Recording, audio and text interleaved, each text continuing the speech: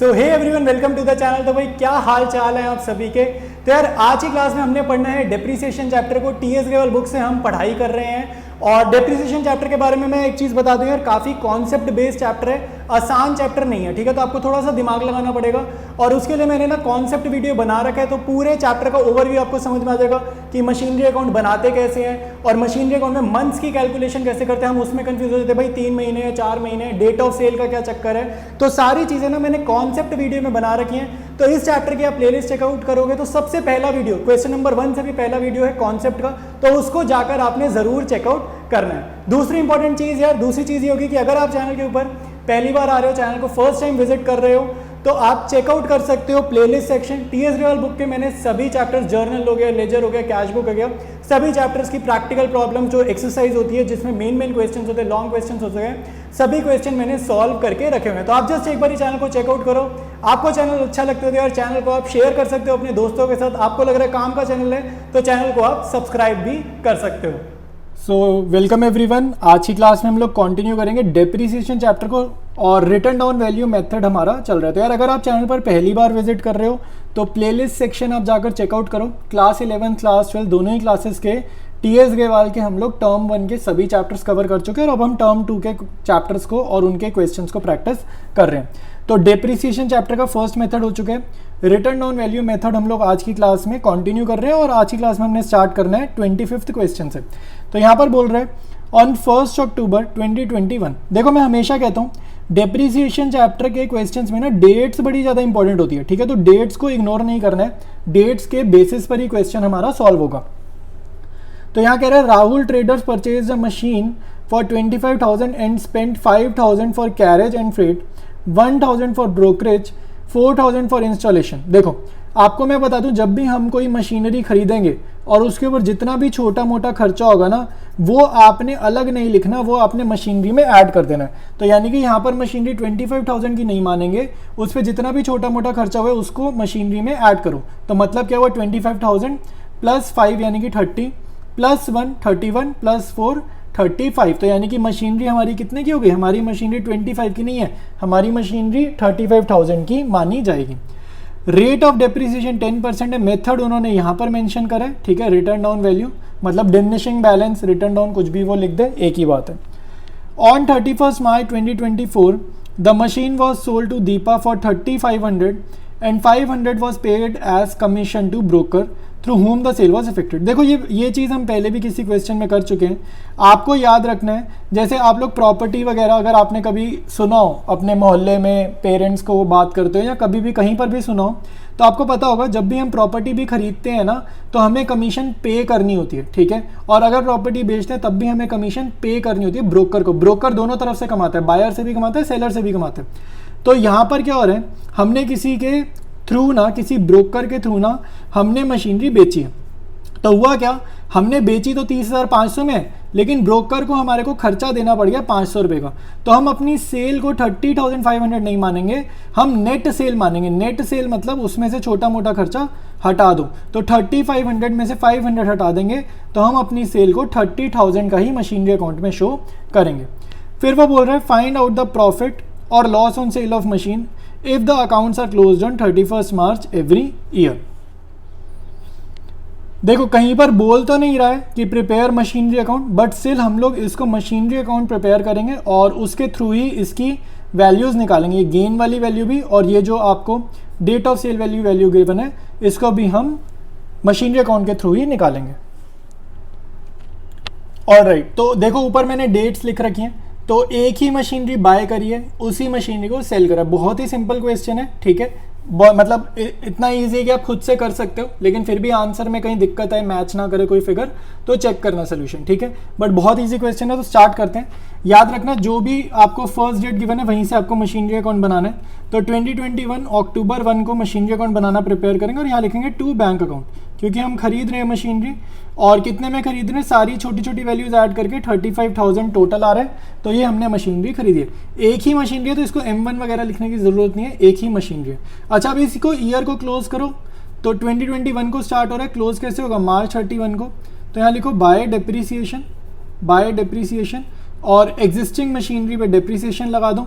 कितना लगाओगे, रेट 10% है और अक्टूबर टू मार्च महीने गिनोगे 6/12, ठीक है।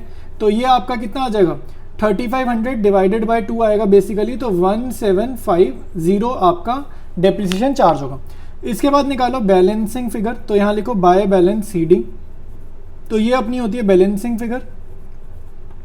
तो बैलेंसिंग फिगर देखो कैसे निकलेगी, बड़ी साइड का टोटल करा, बड़ी साइड का टोटल कॉपी पेस्ट करेंगे दूसरी साइड, तो यहाँ 35,000 लिखा और इसमें से आप 1,750 को सब्ट्रैक्ट करोगे तो ये आ जाएगा 33,250।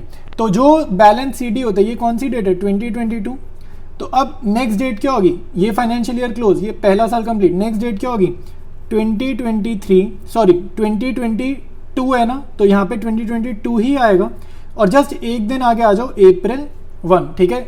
अकाउंट्स में फाइनेंशियल ईयर आपका अप्रैल से स्टार्ट होता है तो April 1, और दिन का चेंज अगर देखोगे तो एक ही दिन का फर्क है लेकिन ईयर पूरा का पूरा चेंज हो गया। तो यहाँ पर आपके पास आएगा टू बैलेंस BD और सेम अमाउंट को आप यहाँ पर कॉपी करेंगे 33,250 को। इसके बाद देखो इस ईयर में कुछ भी नहीं हुआ तो जस्ट इस ईयर को क्लोज करेंगे, तो ये कहाँ पर जाके क्लोज होगा, April 1 को स्टार्ट हुआ ना तो एक साल बाद ये बंद होगा, तो 2023 मार्च 31 को ये क्लोज होगा।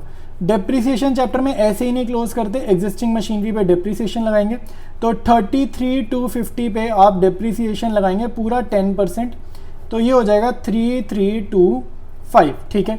अच्छा अब बस क्लोज कर दो, तो बाय बैलेंस CD लिख दो और बाय बैलेंस CD यहाँ पर निकलेगा तो कैसे आएगा, बैलेंसिंग फिगर से आएगा।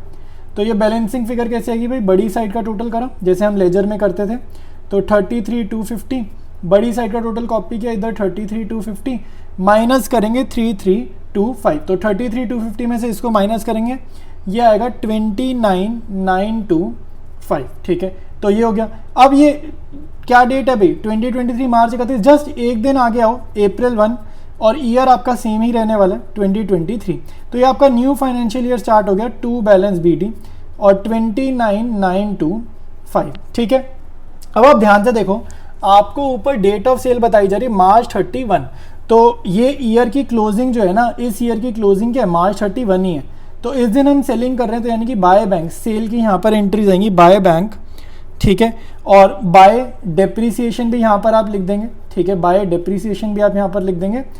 और अगर लॉस हुआ, ठीक है, अच्छा देखो मैं ऊपर कर देता हूँ, अब आपको दिख जाएगा, थोड़ा सा दिख नहीं रहा था, देखो ये सेलिंग की एंट्रीज कर रहा हूँ, बाय बैंक सेल का अमाउंट यहाँ लिखेंगे और डेप्रिसिएशन लगाएंगे सोल्ड मशीनरी पे। अब यहाँ पर ध्यान से देखो एक अच्छी बात ये है कि एक ही मशीनरी और पूरी की पूरी मशीनरी बिक रही है और वो भी ईयर के एंड में बिक रही है, ठीक है। तो सोल्ड मशीनरी वही है जो हमारी एक ही एग्जिस्टिंग मशीनरी थी, तो सेम ही मशीनरी है वो, तो डेप्रिसिएशन और बाय लॉस ऑन सेल इधर, और अगर हमारे को गेन आएगा तो आपको लिखना है इधर, ठीक है। डेबिट में टू गेन, अगर गेन निकला तो लॉस निकला तो बाय करके बाय लॉस ऑन सेल आप लिख देंगे और डेट आपकी यही रहेगी March 31 और यहाँ पर भी 2024 March 31, ठीक है। अब आपको देखना है कि क्या आगे फिगर्स हमारी आ रही हैं। ऑलराइट, तो ये हमने बेची कितने में, हमें क्वेश्चन में बताया गया है, ये हमने बेची है 30,000 में, ठीक है। कमीशन माइनस कर देना, 30,500 में से 500 का कमीशन माइनस करना, इसे ब्रैकेट में शो करना, 30,000 में बेची। ऐसा क्यों हो रहा है, मैंने क्वेश्चन डिस्कशन में अच्छे से समझाया है, ठीक है। कमीशन माइनस कर देना। डेप्रीसिएशन कितना लगेगा भाई, ये जो है एक ही मशीनरी पूरी बेच रहे हैं तो इस पे डेप्रीसिएशन कितना लगेगा 29,925 इंटू 10/100, ठीक है। अच्छा अब ये कितना आ रहा है मैं आपको समझा देता हूँ।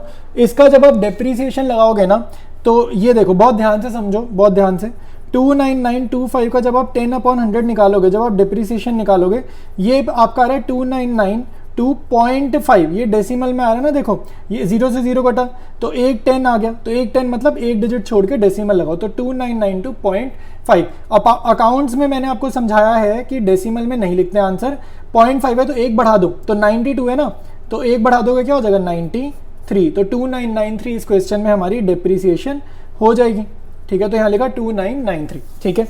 उसके बाद अब आप खुद सोचो कि ये मशीनरी हमें खुद को कितने की पड़ी भाई, 29,925, ये मशीनरी मुझे कितने की पड़ रही थी, 29,000 समथिंग की पड़ रही थी April 1 को। एक साल जब मैंने इस मशीनरी को और रखा तो इसकी वैल्यू गिर गई 2993 की डेप्रीसिएशन से। तो इसमें से माइनस करा मैंने 2993, तो मेरा आंसर आ रहा है 26,932। तो यानी कि on the date of sale मुझे ये मशीनरी खुद को कितने की पड़ी, 26,000 समथिंग की पड़ी, और मैंने सेल कितने में करा है, 30,000 में सेल करा है। मतलब यहाँ पे देखो सस्ती चीज़ महंगी बेच दी, पहली बार हो रहा है ना, सस्ती चीज़ महंगी बेच दी, मतलब फ़ायदा हो गया। 26,000 कुछ रुपए की चीज़ थी, 30,000 में सेल करी तो महंगी बेच दी, तो गेन हो गया। तो गेन कितना आएगा भाई, गेन आएगा पहली बात तो डेबिट में आएगा, तो to gain on sale of machinery यहाँ पर लिख दो, ठीक है। और इसका अमाउंट कितना आएगा, 30,000 में बेची है minus book value of machinery on date of sale which is 26,932, जो एक सेकंड पहले मैंने यहाँ पर निकाला। तो इनका जो सब्ट्रैक्शन है ये आ जाएगा 3068 रुपीज़, ठीक है। तो अब अगर आप दोनों साइड्स का टोटल करेंगे तो दोनों साइड्स का टोटल आपका मैच करेगा 32,993 पे। और एक और इम्पॉर्टेंट चीज़ बता दूं, इस क्वेश्चन में बाय करके बैलेंस सीडी नहीं निकलेगा, ये बैलेंसिंग फिगर नहीं निकलेगी। क्यों नहीं निकलेगी, क्योंकि एक ही मशीनरी थी वो पूरी बिक गई तो कुछ बचा ही नहीं, ठीक है। तो क्योंकि कुछ बचा ही नहीं तो बैलेंसिंग फिगर कहाँ से निकलेगी, ठीक है। तो ये मत लिख कर आना, ये लिख कर ही मत आना, ठीक है। अब मैं आपको ज़रा जूम आउट करके पूरा सोल्यूशन दिखा देता हूँ। तो ये कंप्लीट सोल्यूशन है, ठीक है। और इसमें देखो 3 ईयर्स बनाए, एक टोटल मतलब पहला साल, दूसरा टोटल मतलब दूसरा साल, तीसरा टोटल मतलब तीसरा साल। सो ऑलराइट एवरीवन, आज की क्लास में हम लोग इतने ही क्वेश्चन सॉल्व करेंगे। कोई भी डाउट है, कोई सजेशन है, आपके माइंड में कुछ कहना चाहते हो और नीचे कमेंट्स में आप जरूर लिखो, मैं सभी कमेंट्स को रीड करता हूँ।